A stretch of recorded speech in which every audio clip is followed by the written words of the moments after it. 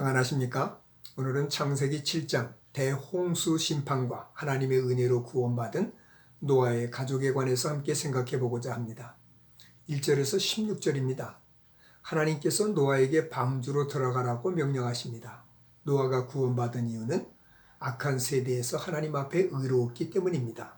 그러나 창세기 6장 8절에는 노아는 하나님께 은혜를 입었다라고 기록합니다. 하나님의 은혜를 입었지만 의롭지 못한 사람들이 또 얼마나 많습니까? 노아는 모든 사람이 타락해서 죄에 빠져 있는 동안에 하나님의 말씀에 순종하며 살았습니다. 그가 120년 동안이나 말씀에 순종해서 배를 지은 것을 보면, 방주를 지은 것을 보면 그가 믿음대로 말씀에 순종해 살았다는 것을 우리는 쉽게 알 수 있습니다. 그렇기 때문에 하나님의 진노에서 그는 구원을 받았습니다. 노아는 하나님의 명령을 따라서 정결한 짐승은 암수 7씩, 부정한 것은 암수 2씩, 새도 암수 7씩을 데려와서 그 씨를 보존하도록 방주에 들여보냅니다. 하나님께서 마지막 일주일간의 여유를 주십니다. 이것은 아마도 아직 회개하지 못한 사람들에게 기회를 주신 것이 아닌가 싶습니다. 120년 동안 기다렸지만 마지막 7일간의 기회를 더 주십니다. 노아는 이때 온 힘을 다해서 하나님의 심판이 임할 것을 전했지만 사실 아무도 듣지 않았습니다. 결국 노아의 가족만 방주에 올랐습니다. 하나님의 명령을 따라서 짐승들을 다 방주에 들여놓은 후에 하나님께서 노아를 방주로 들여보내시고 그 문을 닫으십니다. 이 날이 너무 중요한 날이기 때문에 노아가 600세대 전에 2월 17일이었다고 정확하게 기록하고 있습니다.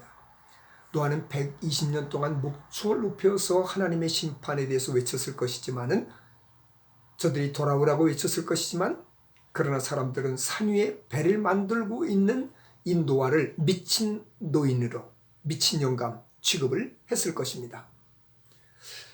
마지막 순간까지 사람들은 말을 듣지 않았지만 문이 닫히고 땅에 깊은 샘이 터지고 하늘이 열려서 대홍수가 나는 순간 말씀에 순종한 노아가 미친 것이 아니라 그 말씀을 거부하고 노아에게 손가락질했던 자신들이 미친 사람이고 어리석은 자라는 사실을 그때서야 깨닫게 됩니다. 그러나 깨닫는 그 순간에는 이미 때가 늦어버렸습니다. 언제나 의롭게 살고자 하는 사람들은 사람들에게 인정받지 못합니다. 따돌림을 받을 때가 많습니다. 그러나 때가 되면 압니다. 말씀 위에 굳게 선 사람들은 다른 사람의 반응이 흔들리지 않고 주님만 바라보고 그 길을 가게 됩니다. 17절에서 24절입니다. 홍수가 40일 동안 계속되면서 물이 점점 많아지면서 산 위에 있던 방주가 물 위에 뜨기 시작합니다. 물이 점점 더 많아져서 산 꼭대기, 높은 산들이 다 물에 잠겨버립니다. 이로 말미암아서 육지에 있는 모든 생명이 다 죽습니다. 물이 150일 동안 땅에 넘쳤기 때문에 사람은 물론 가축, 공중에 나는 새들까지도 아무것도 먹을 것이 없으니까 모두 다 죽게 됩니다. 노아가 하나님의 명령을 듣고 방주에서 나오기까지는 1년 11일이 걸렸습니다. 40일 동안 쏟아지는 폭포수 같은 그런 비, 그 비가 그 폭포수 같은 그 장대비가 이 방주를 때릴 때 방주에 있는 가족들이 얼마나 두려웠겠습니까? 이 물이 점점 차올라서 정말 이 산 위에 만들어 놓은 이 방주를 파도가 막 이리 치고 저리 치면서 막 이 방주가 흔들흔들 되다가 물 위에 뜨기 시작할 때 그때 또 얼마나 두려웠겠습니까? 배가 떠다니는데 이게 어디로 가는지 어디 가서 부딪힐지도 모르고 전혀 아무것도 모르는 상태에서 그렇게 떠다니는 그런 상황 가운데서 얼마나 두렵고 힘들었겠습니까? 그런데 이때는 하나님께서 아무 말씀도 하지 않으십니다.